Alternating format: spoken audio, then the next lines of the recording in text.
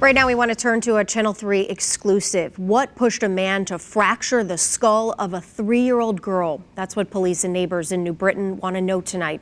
Channel 3 Eyewitness News reporter Matthew Campbell is live from New Britain Police Headquarters, where he spoke exclusively to one neighbor who actually heard the fighting. And Matthew, what is she saying tonight? Well, Aaron, to her, this fighting was nothing new. Remember, this is a 24-year-old versus a 3-year-old, not a fair fight. And then when you look through court documents, we learned that the suspect allegedly told police he did this because the 3-year-old rolled her eyes at him and talked back to him. They were fighting a lot. They argue and everything, they fight. Lillian Torres was home last Wednesday when the familiar sounds of fighting reverberated through the walls of her Washington Street apartment. They were fighting and everything, and the child was crying a lot.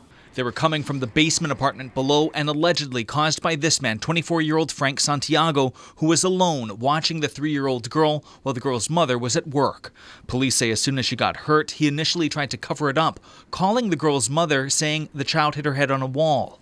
Police say Santiago sent the girl's mother a panicked video showing the girl with a wound to the forehead slowly opening and closing her eyes. In the video, Santiago wondered what to do, saying, quote, "She don't look too good. Should I take her to the hospital? Please. I don't know what to do, man."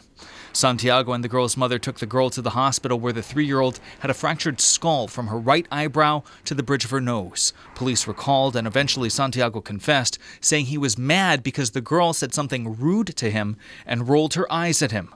Santiago told police he grabbed the girl's shirt and yanked her to the ground where she hit her head. He told police he didn't mean to hurt the girl and blamed his schizophrenia.